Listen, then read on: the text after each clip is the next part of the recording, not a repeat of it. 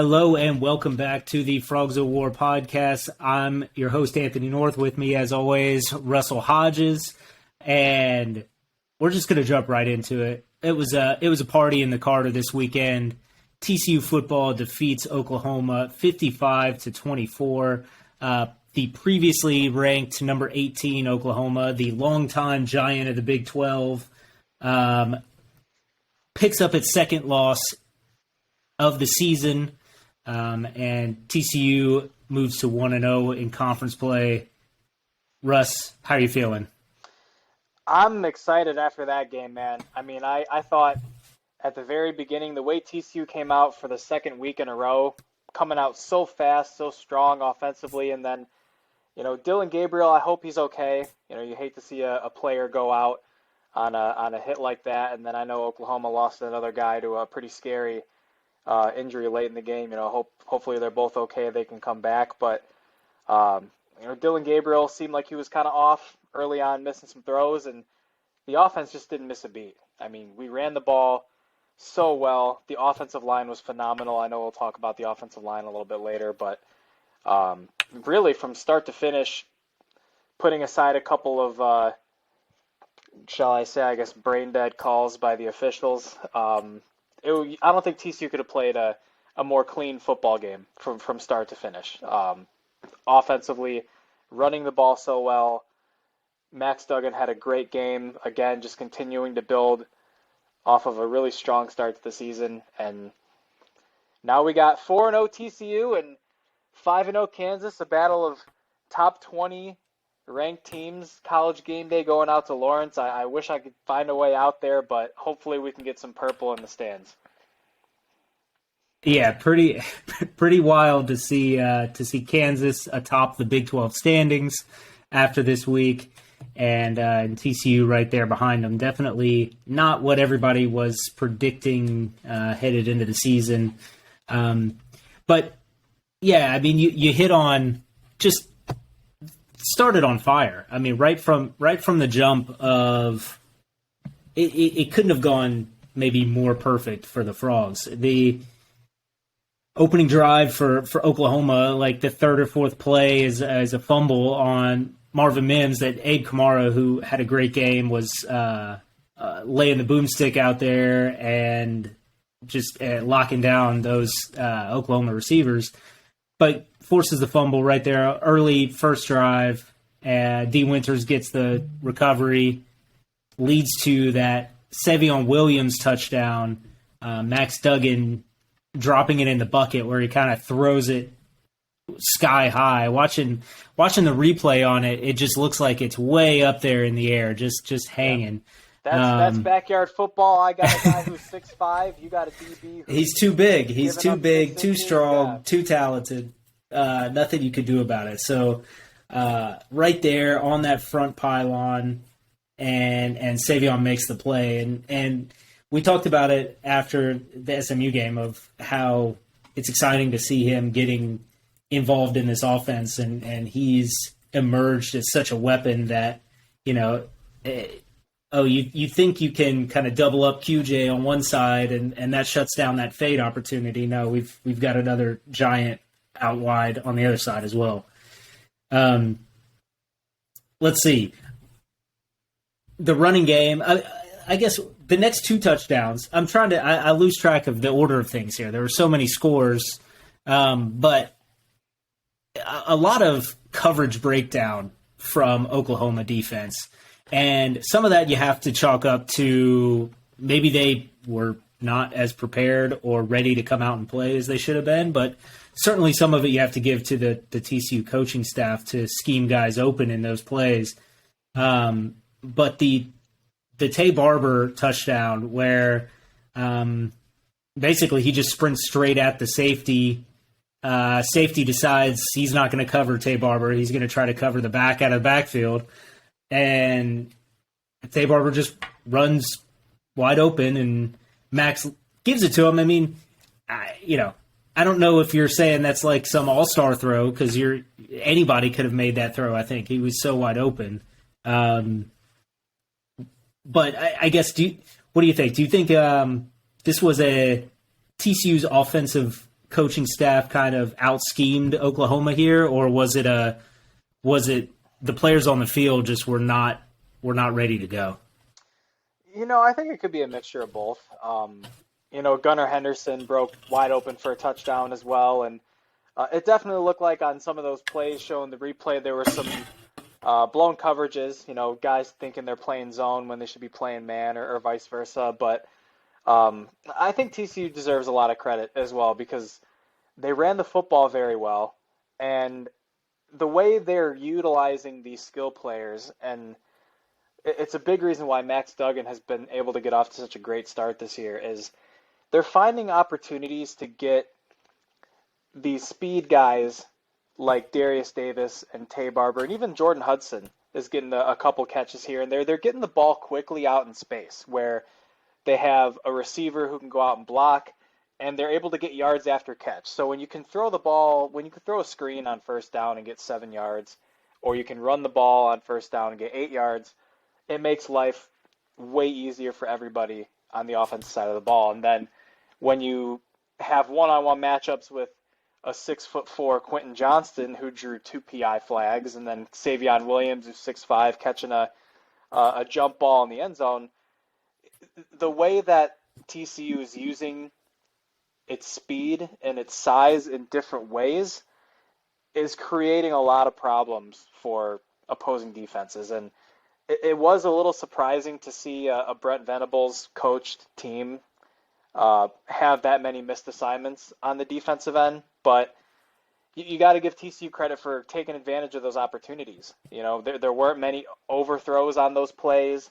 When the home run balls were there, TCU hit them, and that's what you got to do against any ranked team. It doesn't matter if you're at home or on the road. Oklahoma's been a very good team in the Big 12 for a long time, as we well know. So just taking advantage of the opposing team's mistakes. And you brought up the turnover, the forced fumble by Abe Kamara, who's really had an impressive start to the year. Wasn't even going to be a starter. I believe it was going to be Bud Clark, and then he gets hurt. Kamara comes in, and he's had multiple passes defensed, interception, and now a forced fumble there. So, a combination of both. Just going back to the original question, but I think again at the end of the day, you got to give TCU credit for coming out ready to go and being able to take advantage of those mistakes.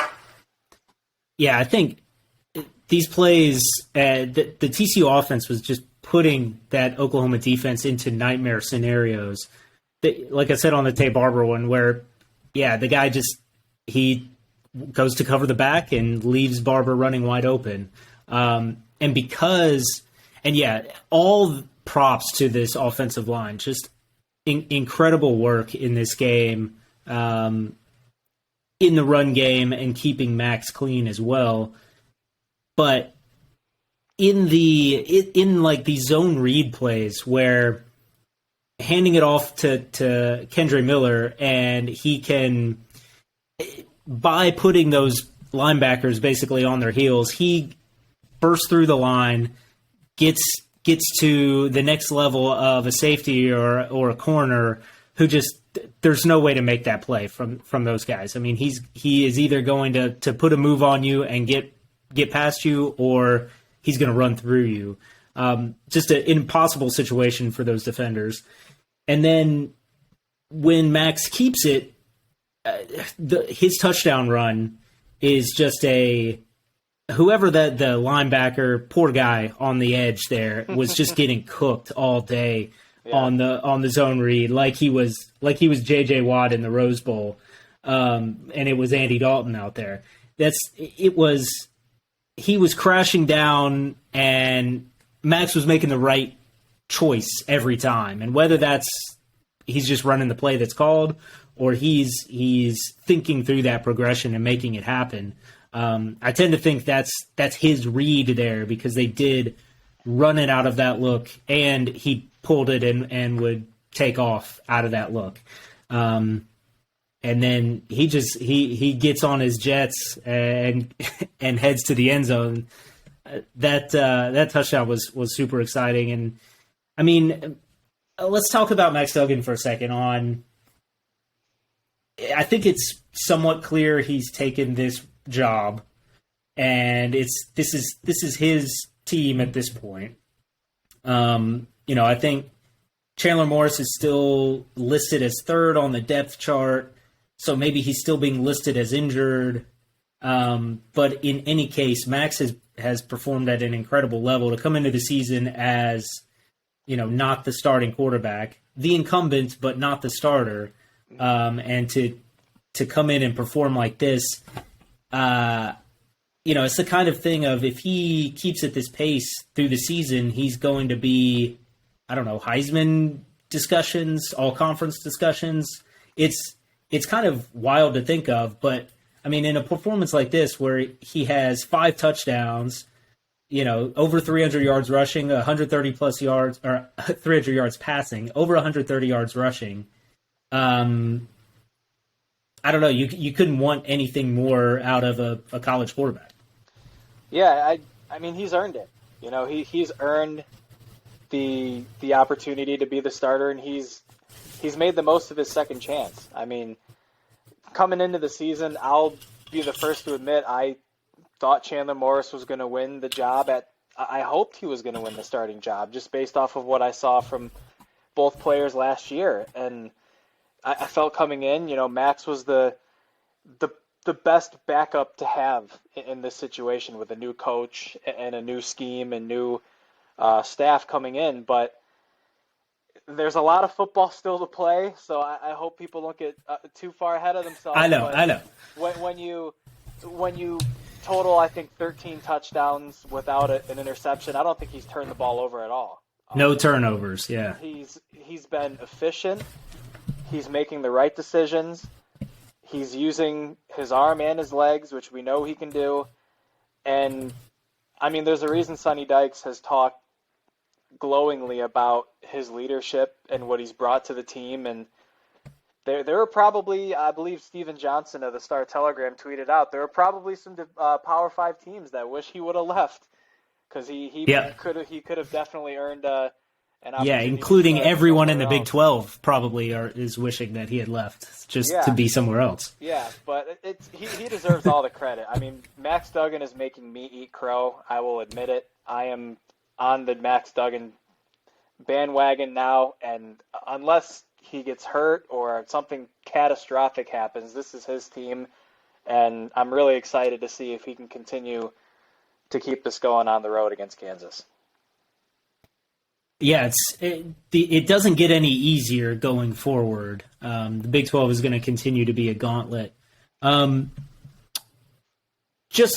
talk a little bit about the defensive side in this Oklahoma game, because they were also stellar, shutting down a very prominent Oklahoma offense.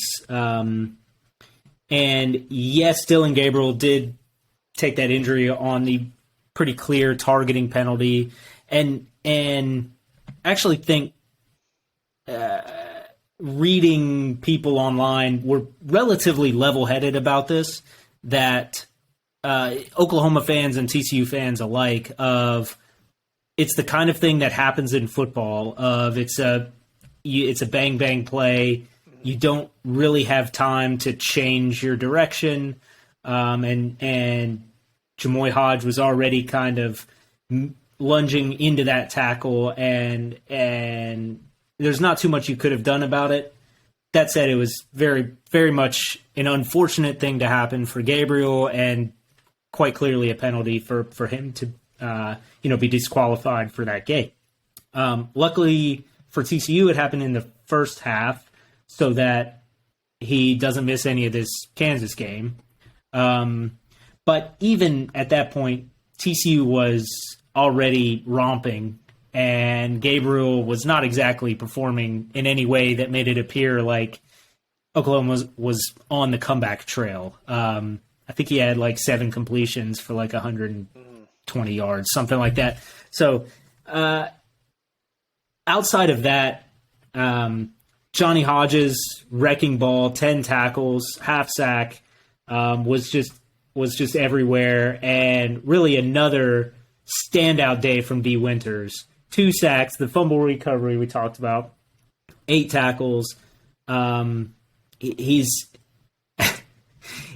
I don't know. He's a clear all-conference guy at this point. He's just kind of the rock on this defense at this point.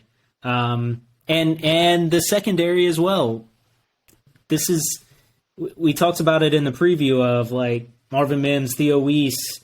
These guys are 5-star, high-level talents that just basically got nothing going against TCU this weekend. So kudos to everyone. Just an excellent performance. The Joe Gillespie defense continues to do wonders. The newcomers, Perry, Kamara, Josh Newton, it's just great stuff. On the defensive end, Russ, anything particular stand out from your side? We talked about D. Winters and obviously with Max getting some of the national recognition now for the way he's played. I hope people start talking about D. Winters a little more. I don't think he gets talked about enough, but he's been such a dynamic player in this defense, especially now that we alluded to it last week.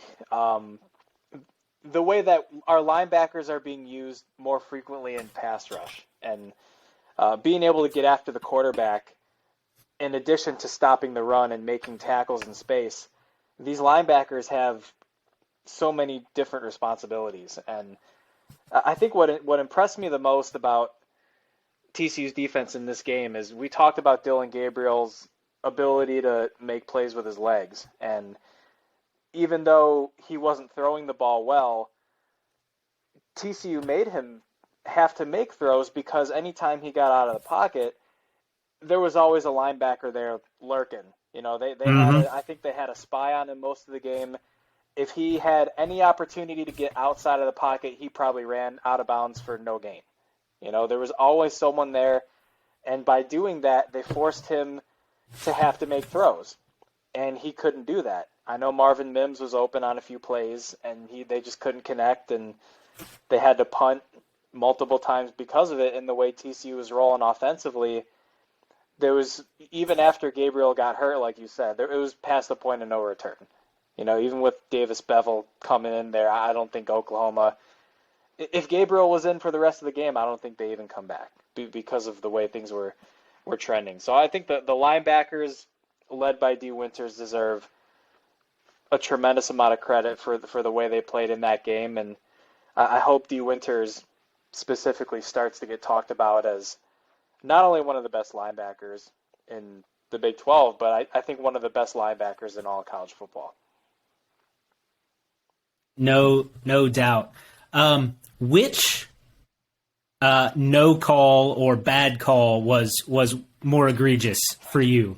The pass interference where I think it was Troquavius Spivey is basically tackled and targeted before the ball gets there, or the fair catch, no fair catch where Darius Davis was pretty clearly going to house that punt from about the 10-yard line, and in all replays, there's nothing that could even be construed as a fair catch call, but the referees stopped it anyway. Which one of those? Where did the refs go most wrong? The fair catch to me was horrendous. I mean, I don't know what they could have seen on that play. I'm not sure if, like, maybe someone was waving a towel in the background and maybe the official saw something, but I mean, at least on the Spivey play, the Spivey play was bad too, but at least it was had some semblance of a bang play, even though I hated the fact that the OU defender was celebrating like he did something. Yeah, right. Like you got away with egregious PI there, but no, the fair catch, I mean, that they had RG3 and Davis popping off in the broadcast booth about that, and you know you're down bad as an official when the broadcasters are starting to get after you because they're trained to be unbiased. So right. That to me was I had to stand up off of my couch when that happened. I don't know what you were doing. Yeah, no, I was in the press box and you can't be loud or say anything. It was the what is it? It's That was a bad one. I guess speaking of that, with RG3 doing the game, I didn't hear any of his commentary. Was he? I know there's been a lot of like, hey, maybe he's the like Bill Walton. He says a bunch of silly things in his broadcast. Given that feedback, I was surprised he got this big time ABC game. But even so, was he? And of course, his history with TCU. There's maybe some, at least fans have some animosity towards RG3 and things he said about TCU, but I don't know. How was he as a broadcaster? I haven't watched a game with him yet. Yeah, you know what? I thought he actually did a really nice job. I thought his humor was... I enjoyed it personally. I thought what I enjoyed most, though, was he talked quite a bit about Dylan Gabriel's throwing mechanics and why he was missing on a lot of throws. Because if you watched, he was missing a lot of his throws high. He wasn't underthrowing. He was missing a lot of throws high, and they would go back and review film during the broadcast that RG3 is trying to point out, because Gabriel, his base with his feet is too far apart. He's not really throwing the football with a sturdy base underneath him, and as a result, his throws are going long over the head of his receivers. And then on the play where he throws the touchdown pass to, I think, Braden Willis, or gets it down to the 1 yard line, they overturned it. On that throw, his feet were much more, they were much closer together, and he was much more balanced in the throw, and they showed it on the broadcast. And I thought that was interesting because he's, of course, a former great college quarterback. You like to see that insight from those color commentators. Not just you like to hear the humor too, and you like to see them. They get into the game, but you like to see that analytical side as well. So I thought he was enjoyable for sure. I would definitely tune in to listen to him again. Yeah, that's good. You always like to kind of learn something when you're watching a game. I think that's the old like John Madden bit about he wants to be entertaining but also educational, and so that's good for RG3 that he's taking that on and becoming taking on these big time main ABC games. Anything else to close out for? Yeah, and again, I read all those Duggan stats. He didn't play the fourth quarter. That's five touchdowns and 440 yards in 3 quarters of play against Oklahoma. We have to take I have to take another breath of like, that is crazy that's what Max Duggan did. TCU hasn't beaten Oklahoma since that 2014 game. This is only the second time since joining the Big 12. Only the third win since, I don't know, forever, that 2005 game. So a huge step for TCU as a program and Sonny Dykes and all of this coaching staff. And yeah, got to keep that momentum rolling into with the big spotlight game in Lawrence this coming Saturday. Anything else to close out the TCU performance from this past weekend? No, I think they played about as flawless of a football game as you could play, and they just got to continue to do what they've done over these last couple of games, and we've talked about it on the podcast as well, about starting fast. I mean, you think about the first SMU, Oklahoma, Tarleton State, the first drive of each of those games has been very quick, getting the ball out of Max's hands fast, running the ball well. They've been very efficient offensively, but they've also started out very fast over these last couple of games. So I think that's a theme that hopefully we'll continue to see against Kansas and then as the season moves forward. All right, elsewhere in the Big 12, in Week 5, Kansas State moved to 2-0 to stay atop the Big 12 standings, defeating Texas Tech 37-28. Oklahoma State in the Big 12 championship rematch took down Baylor 36-25. Texas defeated West Virginia 38-20, and Kansas, in kind of the most boring thriller that you can have, defeated Iowa State 14-11. Where do you want to go with the Big 12 stuff? What do you think? Do you have an opinion here? I know we made our predictions last week. I was pulling for West Virginia at the end because that would have had me at 5-0 for the weekend, but West Virginia struggled in that game. I think C.J. Donaldson got banged up there at the end. Kansas, Iowa State, a rock fight in Ames. You feel bad for that kicker. I think he finished 1 for 4. 1 for 4. That's rough. And his last kick wasn't even close either, and you hate to see that. Kansas State, Adrian Martinez, another really good performance after he ran wild against Oklahoma last week. And the Cowboys, I thought, coming off a bye, being able to go to Waco and get a win against a ranked Baylor team was really impressive, and interested to see how their season goes. Spencer Sanders has a lot of experience. They have some pretty good skill talent as well. So, really solid weekend in the Big 12. A lot of competitive games, and the way Texas is defending, if they can get Quinn Ewers back healthy, I think they could make a serious run over the second half of the season. I'm not sure what his timeline is, but they looked really good against the Mountaineers. Yeah, there's already another Texas is back again.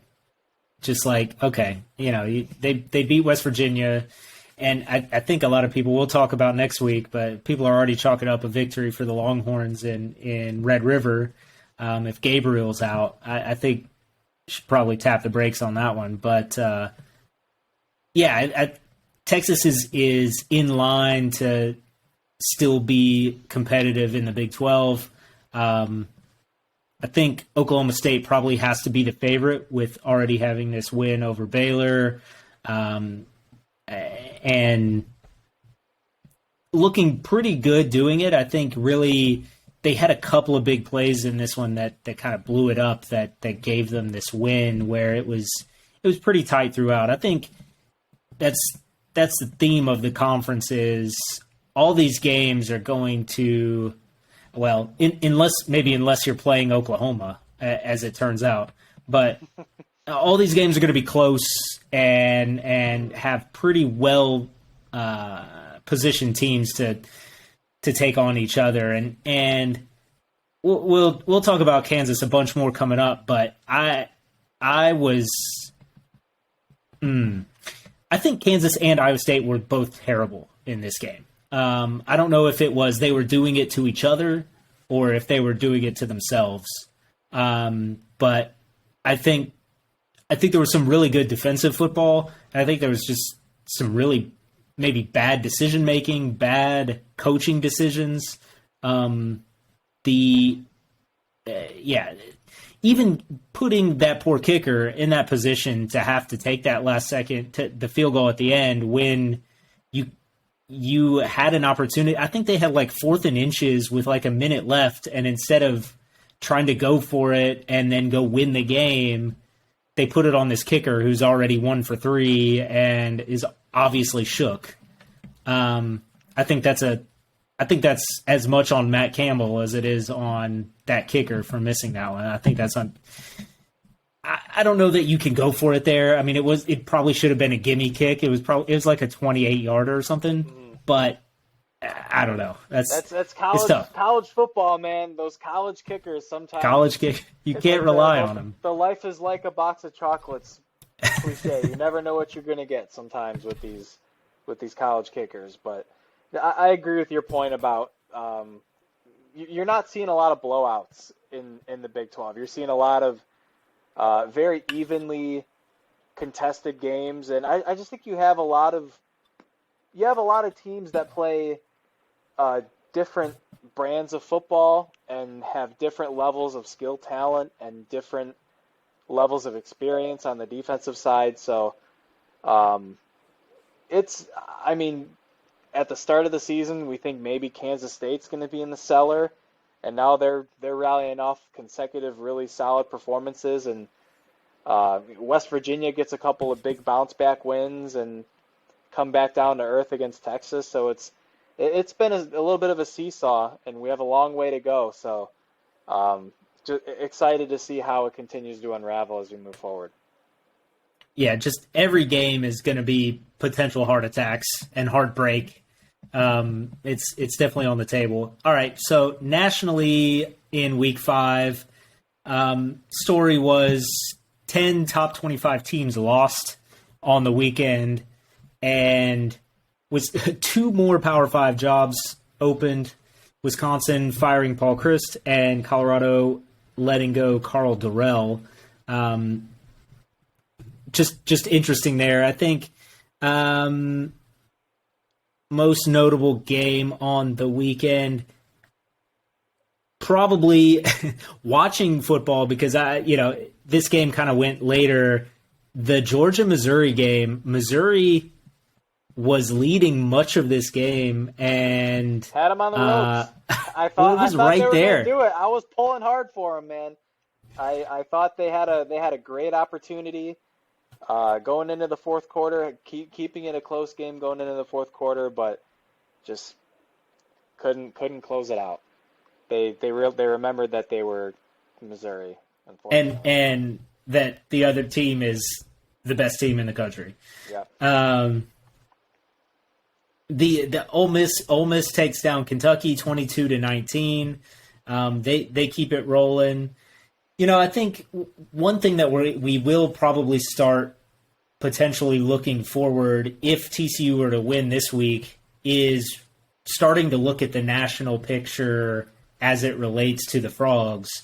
And positioning in the polls, and obviously that's way far off to start looking at playoff committee stuff, but it's fun to be in that mix of these national teams, the big national relevance. Right now, TCU obviously is in that mix. College Game Day going to the Frogs this weekend. I don't know that we can really say that yet, but it's fun to see Texas A&M lose, and I don't know. I think their fans are freaking out a little bit about the Jimbo Fisher thing, and it's I don't know how much they can really expect to just buy their team to a talent level that hopefully wins the national championship. I guess it just doesn't work that way, even though you might think it does. I don't know. What else on the national scene from last week that caught your eye? I was watching a little bit of Alabama, Arkansas. Bryce, as soon as Bryce Young went out of that game, it was like they couldn't keep the cameras off of him.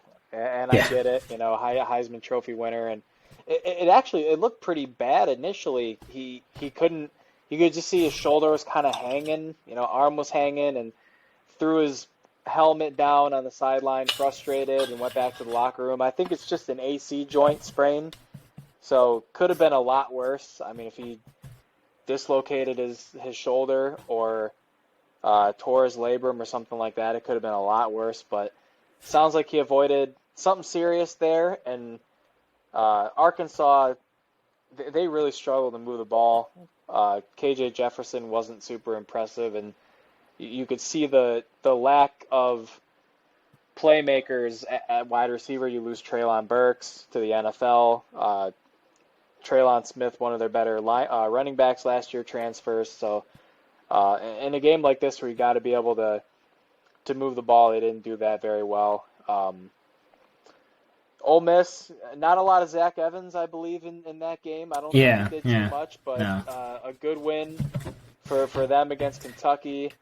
Wake Forest bouncing back from a shootout against Clemson. They get a win against Florida State. I believe Florida State actually scored first in that game, so a good win for them. And then, Georgia, Missouri could have been a special day, a special moment for some of us looking to see the number one team go down. But just real quick, going back to your point about looking at the national landscape of things, if TCU were win this game. And, you talk about resumes with putting out the college football playoff polls, and you'd have to say TCU's resume, yeah, SMU, yeah, Tarleton State, but that'd be consecutive wins over top 20 teams. And with Oklahoma State lurking after that, a team that could be top 10, maybe top 8 or top 6. We don't want to look too far ahead, but it's potentially setting up to pan out very well if the Frogs can continue to play the way that they have been playing to start the season. Oh yeah, it's a brutal stretch here. So you come off of Oklahoma, and then it's Kansas, and you think, oh well, preseason you look at the schedule and you're like, all right, well here you get a break between Oklahoma and Oklahoma State with Kansas. Turns out, no, that's going to be one of your harder games on the schedule, and you're going to have the national spotlight on you. And then, so after Kansas is Oklahoma State, which will, in all likelihood, be, in the top 10 unless they drop, who do they have this week? Texas Tech. They're 10-point favorites or so. So they'll probably still be in the top 10. That's going to be a very difficult game. And then you follow it up with Kansas State, who at that point may be top 15-ish or so. So this is an incredible test for TCU these 4 weeks. And coming out of that, things could get really special if you go through that gauntlet unbeaten. Obviously, Frogs only threw the first of it with Oklahoma, but you can see it playing out that way, and I don't know. I'm trying to temper my excitement, but it's fun to think about. These games really matter in the national scale, and in do it and be legends opportunity here for this TCU team. Yeah, and with no bye weeks coming up for the remainder of the season either, so this is going to be back to back to back to back to back, and it was nice to see Marcel Brooks out there against Oklahoma.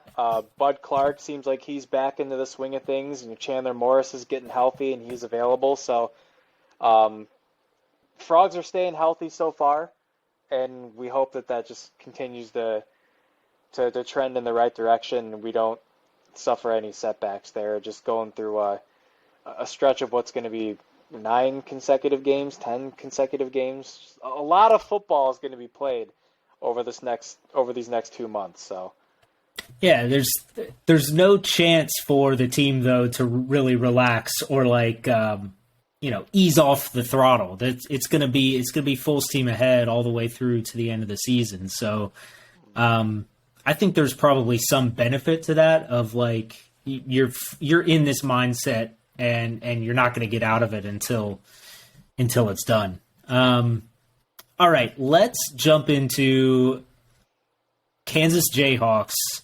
TCU traveling to Lawrence, Kansas this weekend, 11 a.m. on FS1. Starting at 8 a.m., College GameDay will be on site there in Lawrence. The ESPN pregame show that is, it's pretty prestigious to get that opportunity, and TCU in its 8th edition being featured on College GameDay, and it's the first time they've ever been to Lawrence. So I'm sure the Kansas fans will certainly be out there. I think it's a kind of weird situation where that show ends at 11, and immediately after is the kickoff of the game. So I don't know how that'll affect people getting into the stadium. I don't know. That's just a kind of a weird situation, but really looking forward to this game. This is going to be an exciting game. All of the national eyes will be on this game, even though there's a game down here in the Cotton Bowl that's happening at the same time that doesn't have any importance to anyone now. So I guess How are you feeling? What are we feeling on this game? How do we want to get into it? I think one of our topics coming up was last week just the clunker for Kansas, and for some reason a lot of games in Ames just wind up being rock fights, and kind of alluded to it on the podcast last week. I believe I had picked Kansas in a close game, and I think collectively though this is an offense that can run the ball really well. You have multiple guys that are capable of rushing for over 100 yards in a game. You have a much more developed cast of skill talent at wide receiver led by Luke Grimm, and you have a quarterback in Jalen Daniels who has really developed quite nicely as a dual threat over these last couple of years. And it's going to be a sellout crowd. There's going to be a lot of blue and red in the stands doing the rock chalk Jayhawks. So it's going to be and TCU has a history, I think, of not playing very well in Lawrence. I think you look at some of these past matchups. I want to say it was either 2014 or 2015 when TCU went to Lawrence and almost blew it against a pretty mediocre Jayhawk team. Yeah, I think both of those years, 14 and 15, were like crazy closer than they needed to be. Mm-hmm. Yeah, so 2014 was the game in Lawrence. TCU won 34-30. Yeah, that was the one that was way closer than it needed to be. And then I want to say they might have lost to Kansas, and yeah. Was that Mike Collins, infamous quarterback. Yeah, infamous game there. TCU driving down to win the game in field goal position. I don't know if it was Darius Anderson, whoever the running back was, ran it. It was a classic butt fumble. Ran into the offensive lineman, and Kansas recovered a fumble where TCU lost by 1 point, and if they just kind of kneel on it and kick the field goal, the game's over. And Frogs win. So that, yeah. TCU didn't get memed into oblivion for that, probably like either Mark Sanchez for his butt fumble or Texas every time they lose to Kansas. But it was a pretty embarrassing way to lose a football game. Let's see, what year was that? I think that was 2018. Yeah, 18. Yeah, 2018. That was the I was a student from 2012 to 2016. I felt like I was it was a great time to be a student if you were a football fan. And I think about the kids who got on campus after me as if you were a freshman in 2016 to 2020, boy, you were in for a world of hurt. You had 17 was a pretty good year. 17 was a good year. Yeah, 17 was a good year, but I feel like we're talking like it's wine. Like it's 17 was a good year. That was a good vintage of Horned Frog. Yes. Sandwiched between quite a bit of mediocrity. Yes. Yeah. But anyway, getting back to Kansas, I think Iowa State plays good defense. They play real physical. They're gonna pack the line of scrimmage, and it's gonna be the biggest test, I think, of the season for TCU's run defense. I think the Frogs have stopped the run pretty well. But again, you have experience and a variety of skill talents back there that are capable of breaking off a big run at any moment. So the Frogs got to be physical as usual. I think TCU has been extremely physical over these last couple of weeks, really setting the tone early in the game. And I think that's going to be a key for TCU coming out in this game if they get the ball to start fast the way they have these last couple of weeks, and defensively, if you're out there first, set the tone, be physical, and it's going to be a good football game. Yeah, you mentioned the run game, and it's a Lance Leipold staple. I mean, from his days, at least back from when I've been paying attention to him from Buffalo. Those teams were incredible rushing teams, and they made a point of it even in the offseason transfer portal. Brought in two pretty high level guys that haven't really needed to be contributors yet, but may going forward. So Kai Thomas from Minnesota and Sevian Morrison from Nebraska are now on this roster, and behind the clear lead guy is Devin Neal, and he's a stud. But their number 2 guy, Daniel Hinshaw, has gone down with injury. I believe is confirmed to not be playing at least this week.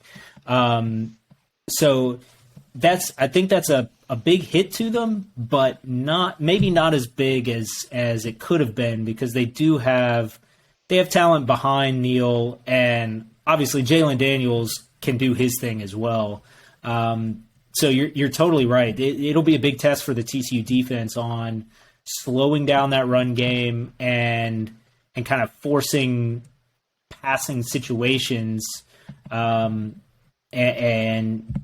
third and long, second and long, that Daniels really has to let it rip through the air. I mean, his stats from last week were just terrible, and it might be Iowa State is a really good defense and the game flow wasn't really working, but I had it pulled up, but he was not very good. I mean, he didn't even have 100 yards passing. He had 9 yards rushing. A lot of that may have been some sacks that took his numbers down, but we've seen it the rest of the season, so that's why I do kind of tend to think that this Iowa State game was more of a one-off than what we will expect Kansas to look like against TCU. I think Kansas will be able to find ways to get the offense working, and it'll just be, can you stop them at the right times? Can you make the right plays? What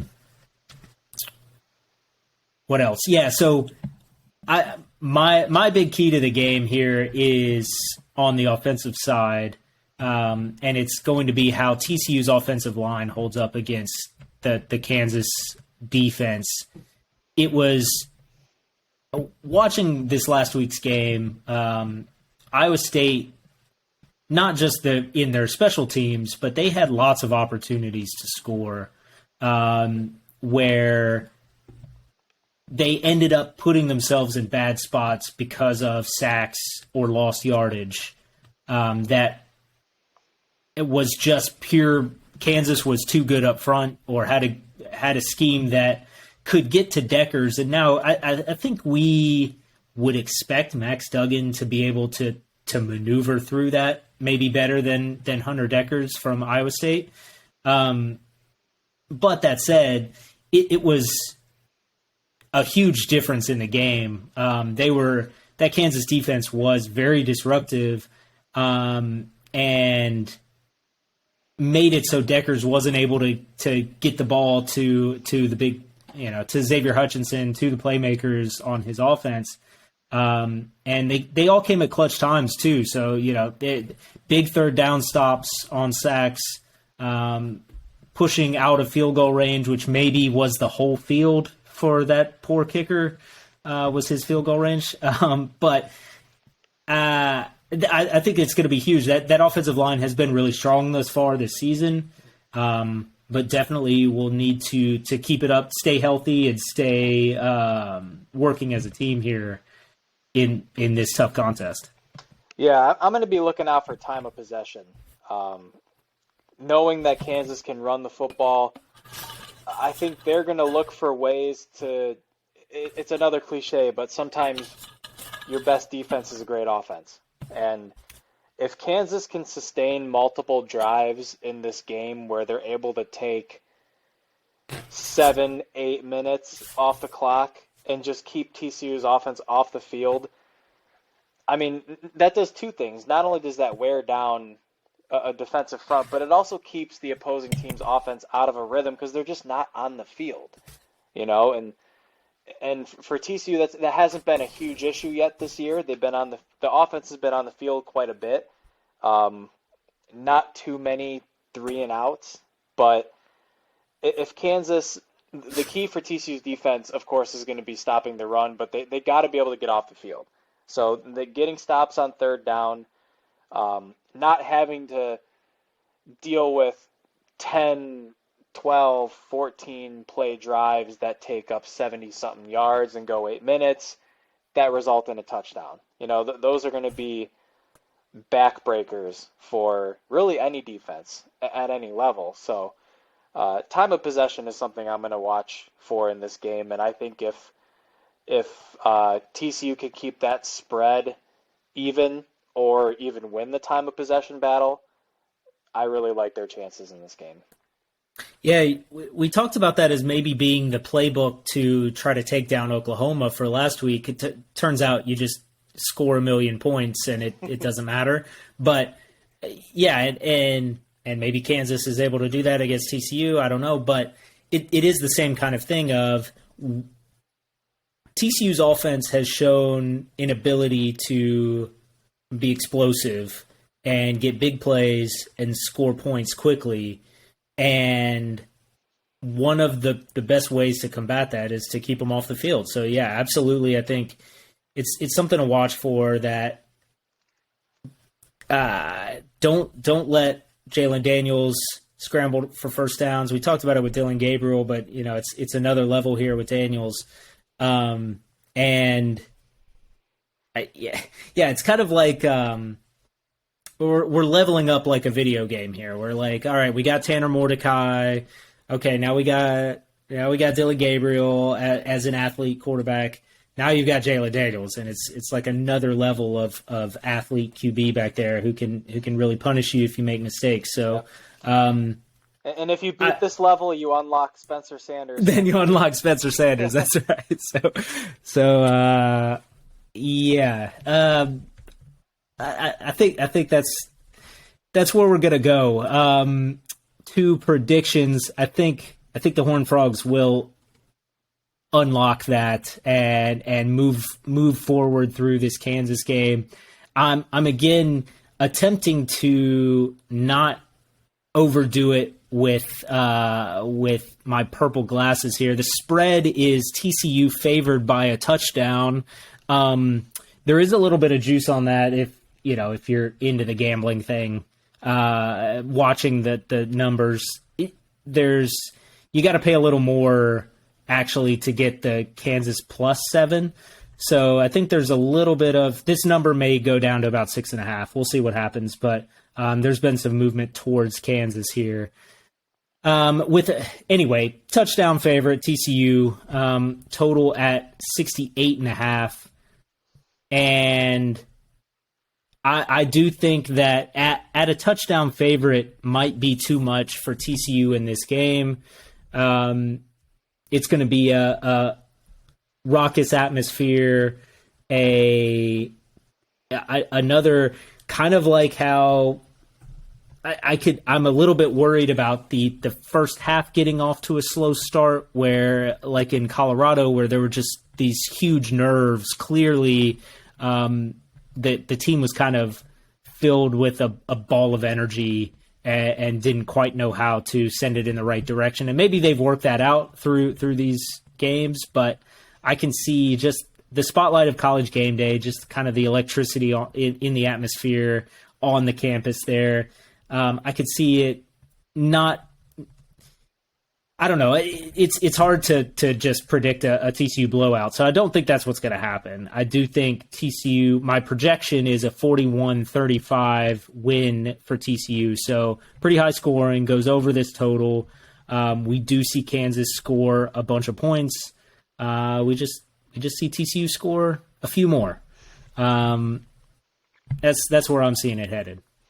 Yeah, I'm gonna take the under for the first time this season. I think Kansas is going to have some success with running the ball, but I think the Frogs are going to be able to make enough stops in those key third down situations, and they're not going to let Kansas run up the time of possession in this game. I like TCU, of course. I said it last week. I'm going to say it again. I'm picking TCU every week. I'm going to go with a final score of TCU 27, Kansas 20. I like it. We will take a TCU victory however it comes, and we are not expecting dominant, ridiculous wins like we got last week over Oklahoma. But looking forward to this one. I think it's just going to be a really exciting game. It's fun to have TCU on the national stage, and I'll be excited to cover it and watch it together with all the fans as well. Speaking of the fans, our fan polls this week, just some interesting thoughts. I want to get your thoughts, just quick conversation here on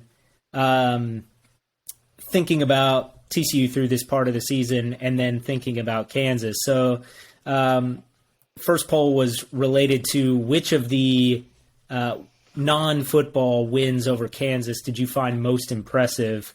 The list of things was like scoring 30 runs on their baseball team, the basketball team winning this past season over the eventual national champions, the basketball team winning in 17 against number 1 Kansas in the Big 12 tournament on those Desmond Bain free throws, and then the 2013 win that was TCU's first ever win in the Big 12. Which one was it for you? Yeah, I had mentioned it on the pod last week. We were talking about something else. It was 2013 for me, just because it was my freshman year on campus. I remember it because I was coming back from the Blue, I believe. I had gotten a late dinner, and they had the game on the TV in Clark Hall, which is where I lived, and I walked by it. It was the first half, and it was close, and a little time goes by, and I'm talking with one of my buddies who's working at the front desk, and the second half comes around, and TCU's winning, and I'm like, I got nothing going on. I'm gonna go run over there. I gotta be there because we student IDs, you get free access into all the athletic events. So, I go into the arena and get into the student section. I'm watching the game, and Kansas is doing everything they can. I mean, they got Jeff Withy subbing in and out of the game, and this is when they had Ben McLemore too, who at one time was a possible number 1 NBA draft prospect, and we had Devontae Abram, that big transfer from LSU, who almost had a huge poster dunk in that game. I think the ball bounced off the rim, and winning that game and being able to rush the court almost broke my ankle with hopping over the railing, because there's like it's quite a bit of a fall. It's a further drop than you think. Yeah, exactly. And that my first court rushing experience, and then seeing the highlights on ESPN afterward, and just looking at like where TCU was in RPI at that point, and the players that they had on the team compared to what Kansas had, and Bill Self talking after the game about how that might have been the worst loss for KU basketball since like the Naismith days, and that to me was my favorite, just because I was there, and it was a time in my life where I was finding my way at TCU and really starting to develop my passion for sports and for TCU athletics. So that's one that I'll remember forever. Yeah, I love it. I agree with you. I think that's the most impressive win, just because that TCU basketball team was awful, and that Kansas team was a Kansas basketball team, was really good, and it's impossible that game even happened. So I'm with you. The fans picked the basketball game this past season, beating the eventual national champs. I mean, it was a good win. It was important for TCU basketball in getting the Frogs to the tournament this past year, but it's not as crazy as scoring 30 runs in a baseball game, or that, like sub 250 Ken Palm team beating like number 5 Kansas. All right. The other of we're already running short on time. The other of those questions that I think was interesting was the so far through the season, what's the most surprising position group for TCU football? And the ones I put on the list were quarterback, offensive line, defensive back, or running back. And I guess that's meant to be, it's a positive surprise, obviously, but, relative to your preseason expectations, who has impressed the most? Quarterback, I think, won the poll, and I think that's an easy choice, but I got to go with the offensive line, just because there were, in my view at least, maybe more questions than actually maybe people had thought, because you had Alana Lee coming in from SMU. What position is he going to play? Because he had played center, he had played tackle. How is he going to fit into the starting unit? Obviously, with him playing center, you move Steve Avila over to guard. How is he going to handle that transition? Because he's an all Big 12 first-team center. Who's going to play left tackle? I mean, TCU has, you've had guys like TJ Stormont and Obina Ize and even a JUCO transfer, Anthony McKinney, fill those roles over the last few years. You haven't really developed a player at that position recently. I know Andrew Coker played a little bit of left tackle in camp, and they moved him back to the right side, so maybe they didn't feel comfortable with him there. And he's a guy who's been around for a few years now, and I think a guy that they've been hoping to see make that leap this year. So there were a handful of questions, and then with like a guy like Wes Harris coming back, who has a lot of talent and experience, but just unfortunately just hasn't been able to stay healthy. And John Land's another guard who's had some injury problems. And Brandon Coleman, I think, played guard last year, and now he's starting at left tackle. So really the first year that this group has had the chance to work, like, it's not like these are guys who have been playing together for 2 or 3 years as a starting unit. This is their first run through. And the way that they have run blocked this year has been super impressive to me. You saw in the Kenray Miller touchdown against Oklahoma, you see the guard pull and hit a really nice pull block to seal the hole for a touchdown there. And the way they've been able to shut the door. Kenray Miller gets a huge touchdown in the second half to just continue to blow it open, and Amari DiMercato breaks loose against SMU to send the fans home in Dallas. You have 3 running backs now on the roster that are averaging over 7.5 yards a carry. That's a testament to how well your offensive line is playing, combined with the fact that Duggan was only sacked 1 time against Oklahoma. He was rarely pressured against Tarleton State. SMU, he did get sacked quite a bit, but those were frankly coverage sacks where Duggan is in the pocket for 4 or 5 seconds and trying to find a guy downfield, and there's just no one there. But the offensive line, to me, has been the most impressive because you had a lot of pieces to try and put the puzzle together. And the puzzle looks pretty damn pretty right now. Yeah, man, I agree with all of that. I think the offensive line has been phenomenal, and it's been a real difficult spot for the Frogs the past few years. I think it's clear they're getting really good coaching and that they're really working hard together, and that some of the newcomers are working well. I think the defensive backfield deserves a shout out as well. Just this is a team, I mean, even with the stars on the team in the last couple years, it hasn't been really playing up to snuff. And then, bringing in Kamara and Newton and Perry and linking that with the guys that were already on this roster, they've really shined. And so you didn't really know what to expect from, we're getting some safety from Colorado, we're getting some corner from Louisiana Monroe, whatever. But they've been superb. So really impressed with them as well. And I think I've been very pleasantly surprised with them. All right. Elsewhere in this week, in the Big 12, we mentioned it is Red River week here in the Metroplex. We've got Texas is a 7-point favorite against Oklahoma. I haven't heard if Dylan Gabriel's formally ruled out from this game. I have seen that there's been some talk of maybe they.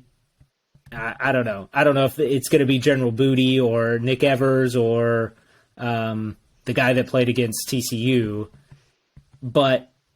or on the other side, if it'll be Card or Quinn Ewers.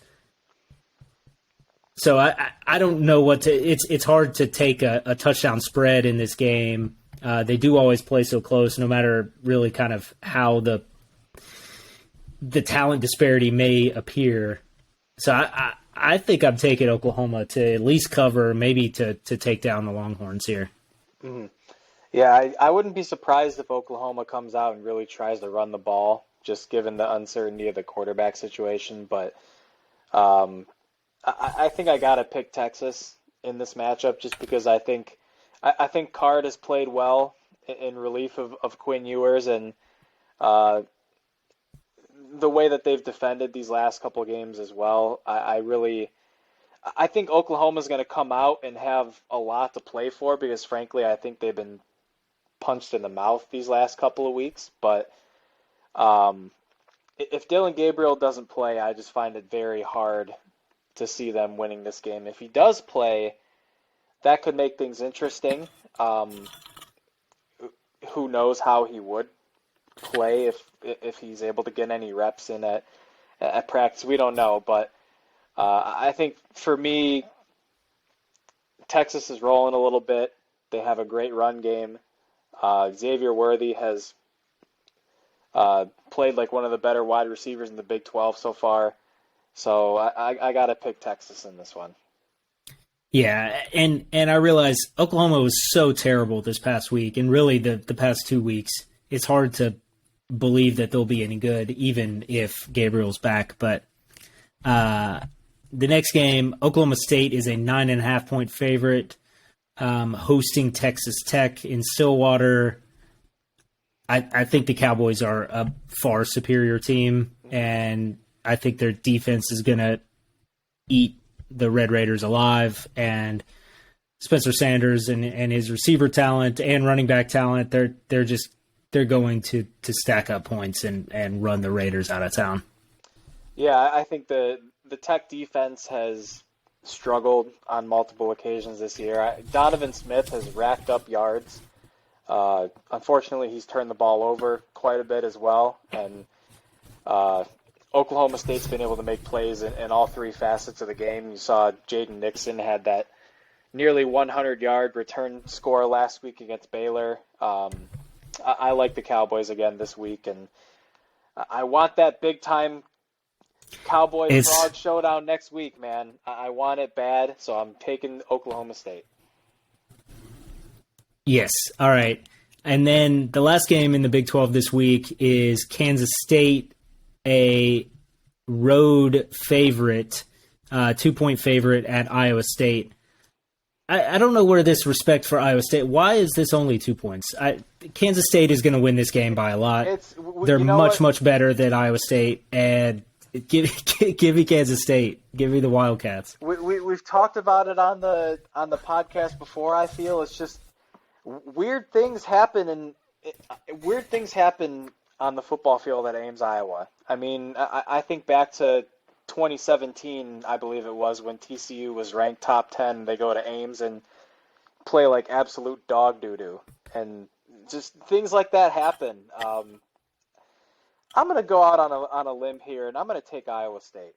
All right. Iowa State because I think that defense is going to find a way to contain Adrian Martinez. That's really been Deuce Vaughn has done Deuce Vaughn things all year. He's basically, you might as well just give him 100 yards before the game because you know he's going to get 100 yards. But yep.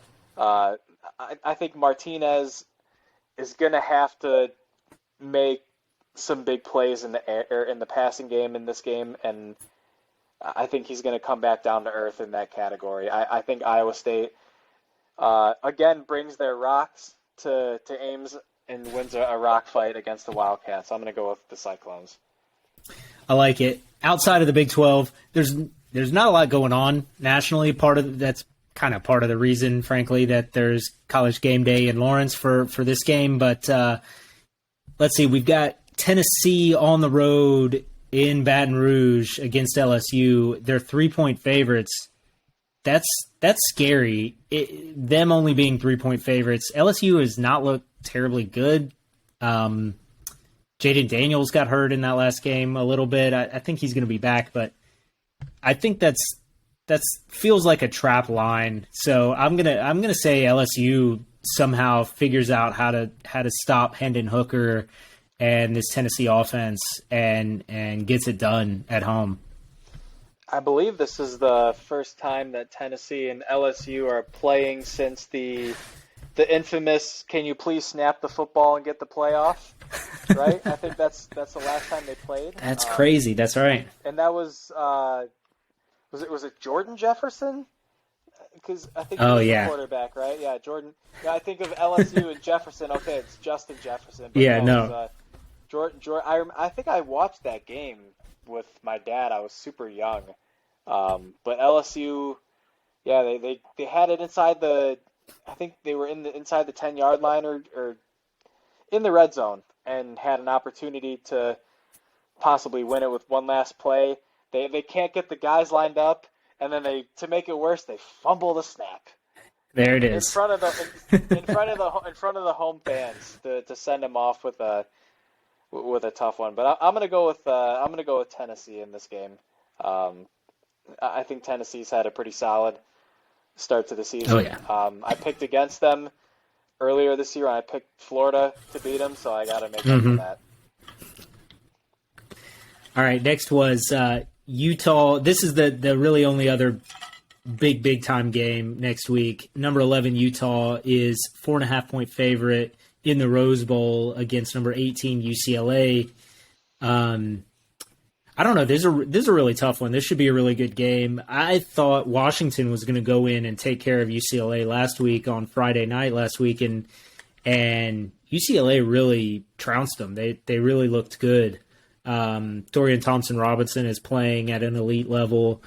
That said, I think Utah is a better team and is certainly better than Washington last week. So I'm taking Utah, and they'll win by 5 or more for sure. I was covering a football game Friday night. Was it Friday night when UCLA and Washington were playing? Yes, yeah. Okay, yeah, because I got a text from my brother who lives up in Wisconsin, and he must have just been like having a drink watching the game, because I get a text from him at like, I don't know, 10:30. It was late. That game was late. Yeah, it went really late. He texted me, he's like, Dorian Thompson-Robinson is a dog. I'm like, I'd hope so. He's been there so damn long. But yeah. No, he's playing really well. He's had when he's been healthy, he's been pretty solid. He's just missed some time with injuries, but he's playing well. They seem to be rolling right now. Playing at home, maybe they finally get a good home crowd there. I'm going to go with UCLA. All right, and a game that going into the season everyone was really excited about because there was some like nasty words said about each other here, but Texas A&M goes to Tuscaloosa as 24-point underdogs against number 1 Alabama, and yeah, whether it's Bryce Young or Jalen Milroe or Ty Simpson, I don't particularly care. 24 points is a lot of points. But I don't know. I'm inclined to just say that Alabama's going to take care of business and walk away with this one. So, maybe it's something like, I don't know, 35-10, but it could also be like 45-10. So I don't know. Yeah, this is a game that Nick Saban is not going to come out and say it, but this is a game where Alabama could be up 52-7 with a minute left in the fourth quarter, and Nick Saban is screaming at a lineman who commits a holding penalty. This could be one of those. Nick Saban is going to want perfection in this game. You know this is a game that they're going to want to come out and immediately set the tone and beat down potential in this game. I like Bama, and I think they cover that 24-point spread. All right. That does it for the football stuff. Just quickly on news things, just because we wanted to jump right into football this week. But TCU Soccer did beat Kansas State and has 2 games this week. So Thursday night against West Virginia and Sunday afternoon against Iowa State, both at home. So get yourself some tickets. I think they've got a deal going right now. You can get 2 for 1. So get some tickets to those games. Get out there to the stadium. It's a really fun time. And as that squad continues to push for a Big 12 championship. The other little bit of news this week was that the announcement of the Schollmaier live event, kind of previewing, getting ready for the basketball seasons, men's and women's basketball, will be headlined by Ludacris. So I was really excited about this because I'm old and I was a huge Ludacris fan. And I don't know, I know you sent this out and I kind of freaked out. I kind of fangirled a little bit. I was excited. I don't know. Is Ludacris? Does he still hold the cachet? Is he still like? Even though he's an old timer, he still gets people hype. I think it's really cool for the students that are going to be there. I'm a little bummed out that Ludacris has reached this point of his career where it's going to be a paycheck gig for him. But I mean, I'm 28 years old, so I used to listen to a lot of Ludacris in the late 2000s, early 2010s, and he's put out some bangers. I mean, maybe the Gen Z, the Zoomers may not be familiar with his catalog, but God, it kind of reminds me of like our freshman year going to Aardvark and Afro Man is there, and everyone's so psyched to see. Oh my Afro goodness, Man. I'm like, that's funny. Yeah, that that man was there for a paycheck. And oh yeah, that's there was the one that made me most sad was Nelly played a free event at that bar Varsity, like in 7th Street area. Oh, yeah. At some point, like Wow. that was like I don't know, that was relatively recently. I was not in school, but I saw there was like an advertisement for it. It was like, oh man, poor Nelly. He's like playing free events at bars. That's a surprise to me too, because he's transcended genres a little bit recently with some of his country hits. He's got his hit with Jimmy Allen, and of course the Florida Georgia the Tim Line McGraw song. And yeah, he's an entertainer for sure. That's surprising a little bit that he would play a free show at Varsity. That's interesting. I wonder how big the bag was. Oh yeah. But this Ludacris thing, I mean, it's kind of like Kansas had Snoop Dogg, I think, and like they got in a bunch of trouble because there were like stripper poles and like a whole thing. But it's the same kind of thing. Like, yeah, he's old, but everybody knows who Snoop Dogg is. Everybody knows who Ludacris is. Yeah, that I mean, come on, you don't hire Snoop Dogg. Yeah, you can't bring Snoop through and not expect some crazy things to go down. Like if you don't expect that, you bring it on yourself. I'm sorry. All right, well, that'll do it for us this week. Obviously, we're extremely excited about TCU football's performance last weekend against Oklahoma. Excited to see what they can do against this Kansas team this coming weekend. Follow all the exciting things we're doing at Frogs of War. Check us out on Facebook, on Twitter, at Frogs of War. You can follow each of us. We'll talk to you next week. Go Frogs. Go Frogs. Pack the stadium in Lawrence, and let's keep this win streak rolling so we don't have any more 11 a.m. games. Let's get some primetime games. Get a night game for once. Pumped up. All right. Go Frogs.